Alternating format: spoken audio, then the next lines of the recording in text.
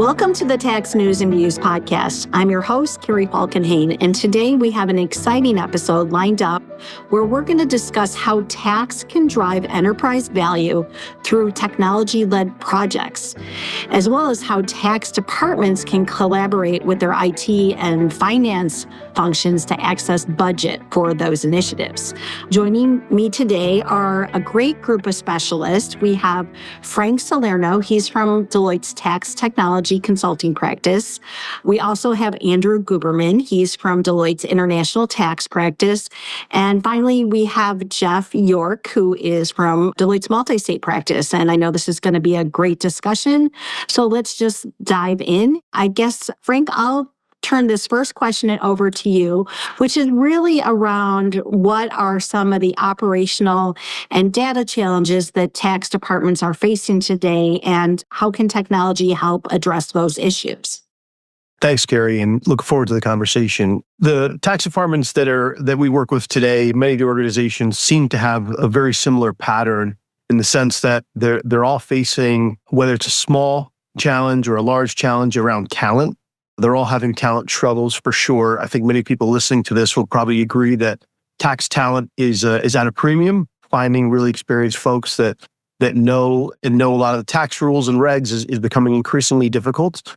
And technology is changing rapidly. And you wrap that around just larger and larger and larger volumes of data that organizations have to sift through to get to correct calculations. That some of those facts that I just mentioned are becoming really, really hard to handle. And without being able to just put more people on projects, which we know is not easy to have happen with the talent shortage and not really efficient, technology is really the way that you're trying to make things better. And then the trap that you want to avoid falling into is using technology properly. So can you have the right piece of technology implemented correctly for your organization so that all of the data, for example, that's across all the systems can be brought together so you can actually run some analytics and you can use the power of the data to make better tax-driven decisions. So what you want to avoid is a bunch of technology that doesn't really work well together. So what we try to do when we're looking at these at our tax departments is getting the right technology that really fits for the organization, for the industry. And really, that's what we look at to alleviate some of the pressures that the tax departments are faced with. So the right technology implemented really specifically for the organization really is where we relieve some of that pressure that tax departments are facing with the new reporting requirements and as I mentioned, some of the talent shortages. So the data sets are getting bigger, the requirements are getting harder, and the speed to produce information is organizations are being asked to do things faster and faster. And I think, Frank, you highlighted that data is really important. I find that even though tax practitioners are getting better at data and technology, they still spend a lot of time gathering data, reconciling it, manually working with it. And so it's just a big time spent in the tax department. And some of that data sits in traditional accounting systems like ERP systems, and others sit outside traditional accounting systems. So you've got paper or electronic documents such as AP invoices that support sales tax or property tax bills or exemption certificates or things like that. And so you end up spending so much time collecting this data and trying to get to a data set that can give you that value that you want. So you don't have as much time for strategic tax planning or analytics projects that you want. And one example maybe related to that is just time spent collecting accounts payable related data to support a sales tax audit. So first off, if you don't know how to get that out of your own ERP system, you might need IT assistance and budget. And to be honest, tax isn't the highest priority with IT budgets. Once that data becomes available, it often represents 3 or maybe 4 years of transactional details. So the volume and complexity is just really challenging for a tax department to review and analyze before sending it to an auditor. And you really want to make sure you're looking at it before you send it to your auditor. So with that, we also talked a little bit about invoices before, right? You want to supplement that or try to get the supporting invoices. And so you need all of that to support that audit. And you spend so much time just collecting the data that you can't analyze it enough. And that results in more uncertainty and less confidence in the outcome of that audit than maybe you've ever seen before. So clearly data needs are increasing, but maybe talk to specifically about why technology is becoming important for tax departments now. And Andrew, be interested in your perspective from an international tax point of view. Yeah, definitely happy to add some flavor to that. And some of this will touch on what Frank and Jeff already said. But as you can imagine, the tax legislative landscape has increasingly become more complex, right? With more data elements driving these calculations. Yeah, with all that change, the time to report or comply is staying exactly the same, or in some cases, even tightening. So one of the main ways to really address these challenges and meet these deadlines is to embrace technology. As an example, we're now a year into Pillar 2, at least for calendar year taxpayers, and the complexity is apparent with over 200 data points that are potentially applicable depending on the facts, assuming we ignore safe harbor for now. But these data points come from various sources and owners across the entire organization.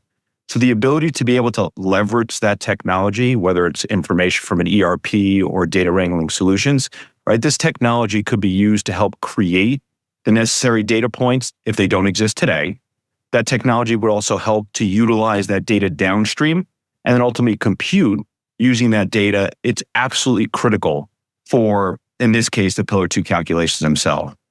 Additionally, because Pillar 2, it's widespread, or it has widespread applicability across the entire organization, and there is a significant impact that could have on company-wide decisions.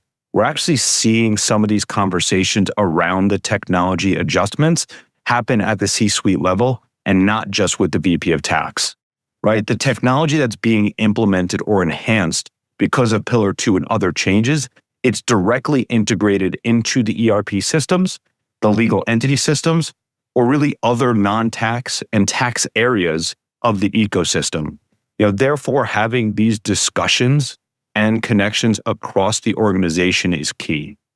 Now, keep in mind that everything that I'm really just mentioning about this in Pillar 2 does not factor in the potential legislative changes that we're seeing within the US coming from the new administration that's coming into office soon. We're obviously hearing a lot about tariffs as well as the expiring TCJA provisions and what they're going to do with that. So with all this, it would just create additional complexity, or at least create a need to model, to assess, to plan around these policy changes, which would just bring us back to the technology to do that, to help get us there. Andrew, I just want to add briefly that, obviously I 100% agree with you. And, you spoke about Pillar 2. Pillar 2 is such a great example of how technology is important because, organizations are not hiring full-blown Pillar 2 only teams. Right. Right. We know that the organizations have to say, okay, we need to comply with Pillar 2 and do our assessments. And we're doing that with the existing folks that we have. And to get all that added work done and all that added complexity, you need to really have better technology footprints to consume your information and produce whatever it is that you're doing for Pillar 2. So it's more work for the same amount of people. And you really are forced to look at what pieces of technology and what improvements with my information can be out there so I can comply with all these complex rules. Yeah, and the one thing I didn't mention, right, that we are seeing because of what you said on the resource side and the dedication to something like a Pillar 2, we are seeing some companies start to look into co-sourcing or even outsource type arrangements to help take advantage of the technology and just the deep technical expertise that an outside provider might have, right? And that's a way to help combat all these tax legislative changes if there is resource constraints.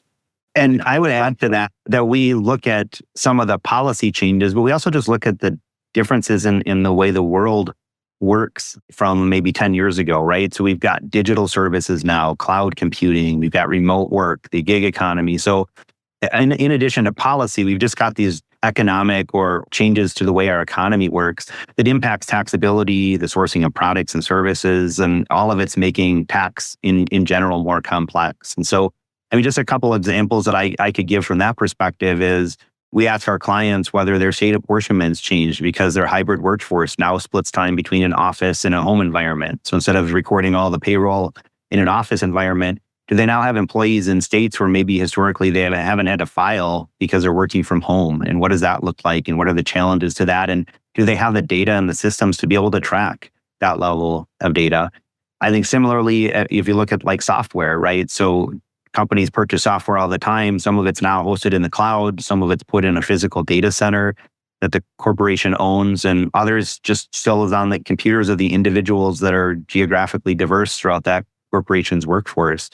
And so, we always ask our clients, do you have means to track and manage where that software is being used, the type of software it is, and the taxability of it? That way they can, avoid either overpaying or underpaying the tax. They can get it right. So in addition to policy, I think just general kind of economic headwinds and just the change in the way our culture works has created a lot of complexity for tax that makes technologies really increasingly important. Well, you have all made a great case for the why, but maybe talk a little bit about how tax departments can collaborate both with their information technology as well as their finance functions to fund some of these technology-led projects. And Frank, maybe you can start us off here. Sure. It's such an interesting question because years back, there was such a divide between a pure tax professional and information technology, IT professional. It was just totally different sides of the country, right? They were very, not even close. At best, you called your IT person if your laptop didn't work, and tax just really didn't have any connection to the IT function. But more and more increasingly, we're seeing, whether it's in meetings or whether it's in presentations or just questions, we're dealing with tax professionals or we're dealing with information technology professionals and even the pre-tax, the finance folks. That triangle, if you will, has become tighter and tighter for decision making. And really it's because that taxes continue to get asked to produce faster and at times more complex data than they had to do, say, the prior quarter or the prior year. And without really having a strong partnership with the IT team, that information technology team in-house, you're really limited as a tax department because whether it's the lack of data or a more granular set of data that you would need access to, that constant communication, that constant dialogue, you're turning tax people into really good IT people, and you're by default turning your information technology people into pretty proficient tax people because they have to understand, and it's cross-learning between what both sides of the house need. And by doing that, you really ultimately the organization is benefiting, and certainly the tax department is. And then on the pre-tax side, they're getting the benefit because they're more confident that when something has to be tax affected and turned around quickly, IT has produced, what tax needs to do to tax effect and tax plan and tax model, and ultimately give it back to the finance function so they can continue in the context of like a financial statement, putting it all together. So that team really, really needs to be strong. And it seems our most successful organizations that we deal with, our clients that we're really closest with, have probably the best partnerships between the finance, the information technology team, and the tax team. Because really, like I said, without that, tax just can't deliver on these increasingly complex and fast calculations. I think I would add to that oftentimes tax departments could be sort of mistaken as cost centers within an organization. And I've seen a growing trend for IT and finance to actually view tax as a value driver to help, almost even fund projects to say, okay, if we can make sure we have tax relevance to what we're doing here, we might be able to save enough money and that might help us justify this additional spend. And so, making sure your tax department even sees itself as a value driver, I think is really important. And then helping IT and finance to see the same thing is important to that whole discussion. Jeff, you're 100% right. The only thing I'll add to it is the tax departments that are closest and have the best relationships with especially the IT teams. Again, they're the ones that are really not necessarily just going to IT for traditional IT things, such as I need a faster connection, I need a faster laptop. I just want to double down that education and the collaboration that's happening where IT is just becoming a better listener and a better learner of tax. And that's really where the value add is happening, because without that, I think IT just doesn't really have the full appreciation for some of the complex tax rules. But taking that extra time and having a bunch of one-on-ones and meetings that are cross-departmental is paying dividends for a lot of our tax departments. Okay, so you've gotten this technology project funded because of all the great teaming. And so you're going to have access as a tax department to more data. But how should the tax department really be thinking about how they manage that data effectively? Yeah, so maybe I could start here. And this might sound pretty obvious, but data accuracy and integrity are truly paramount, especially when you need the numbers to be right and to be right quickly. Often when we do work with clients, we realize that different teams within an organization might be leveraging different sources or source systems for the same exact data element that they're trying to pull.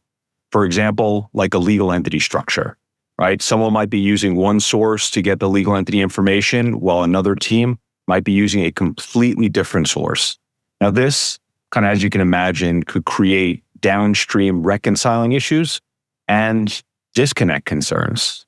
And when we go to clients, the question becomes, when one of those source data is updated for that specific data element, like the legal entity structure, or all the other sources that other teams are using to leverage for their calcs, are those updated as well? Or is there that disconnect, right? And in this perfect world, everyone really would be pulling from one source of truth per data element. So because of this concept and because of the added complexity around the data points due to those legislative changes like we talked about before with Pillar 2 and potential reform and things like that, we are seeing a shift in the marketplace. What we've been seeing is a growing focus on developing and enhancing a data warehouse or a data lake, or even just a change in the mindset around how data is shared across an organization. And this really ties back to what Frank and Jeff were talking about before, being closely tied in with the IT department to ultimately get there and how to think about the data. Right? So this really is not just within the tax department or even the headquarters itself, but across the entire organization globally. The goal with all this is really to centralize the data points, whether structured data or unstructured data, so that everyone in the organization has this one source of truth to pull from, and pull from ideally quickly. And using that data warehouse or a data lake or something similar really could allow for these quick refreshes to update the calculations as the data itself changes. But I'd also like to add that this centralized data concept does help to another area, Frank, you were mentioning on around the concept of creating visuals off of that data that's there to really help support in the issue identification, to support and review the opportunity identification, just reporting, and even just general storytelling. So the way we've seen companies think about data, work with data, get to this one source of truth concept, in my mind, has been paramount. Andrew, you're 100% right. If you can't trust that data and it's not in good shape and efficient and accurate, you're never going to do things quickly and accurately, and you're never going to be able to pivot and do specific analytics and see what the story is from a tax perspective, and if there's trends that you need to be aware of or potential risk areas. So without that high level of trust and accuracy in your information set, you're just not going to get where you need to be as far as that modern day high level of reporting tax department. 100% agree with you. Yeah, exactly. Jeff, is there something that you would add, maybe slightly different from a state tax perspective? Yeah, and I don't know that it's state specific, Carrie, but I think like tax departments have been changing, tax professionals themselves have been changing over the past 5-10 years. So tax teams will always really need to have the tax technical knowledge and experience as a base, but they also need skill sets around data wrangling and other technologies to be able to utilize all of the technologies that Andrew was just talking about, right? So we look and we say, can the tax department become more self-sufficient? So if you have to rely on IT, you have to rely on IT. But if you have the data available in a data warehouse, right, or a tax sensitized data hub, if you're really kind of fancy about it, and then you have the right skill set to be able to have tax directly access that data, run the analytics, create these visualizations, then you'll have more confidence in the data that you have, and you can spend more time on those value-driven, analytics and other projects, planning things that you normally maybe don't have as much time for. So that, to me, that technology and data skill set in the tax professional is just as important as sometimes the technology that's available to tax. Got it. Okay, so what should we think about for the future, right? Technology is changing all the time. I mean, what are some of the future trends and innovations that tax departments should really be preparing for? Carrie, what I think is coming and tax departments need to be aware of is leaders in tax departments are certainly seeing resumes look different. Tax resumes are all looking a little bit different as technology and different types of technologies become more standard on resumes compared to what they were 2, 3, 5, 6 years ago. So ideally, tax leaders are starting to look at their necessary needs a little bit differently from a technology perspective. To meet a lot of the new reporting requirements, we know that there's changes coming down from the footnote effective tax rate reporting. We know that that's coming down, and to meet some of these changes, and who knows what other changes may be coming down from bodies like the SEC and other authorities. To meet some of those changes, we know more are coming. You really have to be aware of tools in the marketplace that I like to refer as non-traditional tax technology tools. And again, that goes back to having unique skill sets in the department. We know that there's a lot of buzz and there's a lot of conversations across organizations, even outside of tax, about generative AI and artificial intelligence. And people are starting to think about what are the use cases and how can it apply to my specific organization, in my industry, in my size organization. So I think there's just a lot of trends that tax departments are trying to stay with and trying to stay in line with so they can meet the added requirements that they either are aware of now or they know are coming in the future, and trying to stitch all of that together with keeping some sort of budget conscious where you don't want to have something that we often refer to as tech debt, right? Organizations that we work with and our clients don't want to go out and buy things and implement things that aren't going to be useful in a couple of years. So tax leaders are looking for agility in software, agility in technology, and agility in their professionals that can learn not just the tax technical, because you need that, but can also operationalize a lot of the tax technical needs around either technologies they have or technologies they may need to go out and learn or procure. So it's a long way for me to say there's a lot of change coming. And I think our organizations that we work with are really tackling it in a different way where they're open-minded and they're looking for a lot of different ways that are unique ways to solve their problems with a technology mindset, data first, data driven. That would probably be a lot of our trends that we're dealing with. Absolutely. Well, thank you, Frank, for that answer. And thank you, Andrew and Jeff. You've certainly given our audience a lot to think about, and especially as things continue to evolve. If our audience would like more information, you can search tax technology on Deloitte.com. There's a ton of content there. You can also connect directly with any of our speakers on LinkedIn. I know they'd love to hear from you. And as always, I hope you continue to tune into this podcast series. In the meantime, thank you for joining us today and listening in. I hope everyone continues to be well. Take care.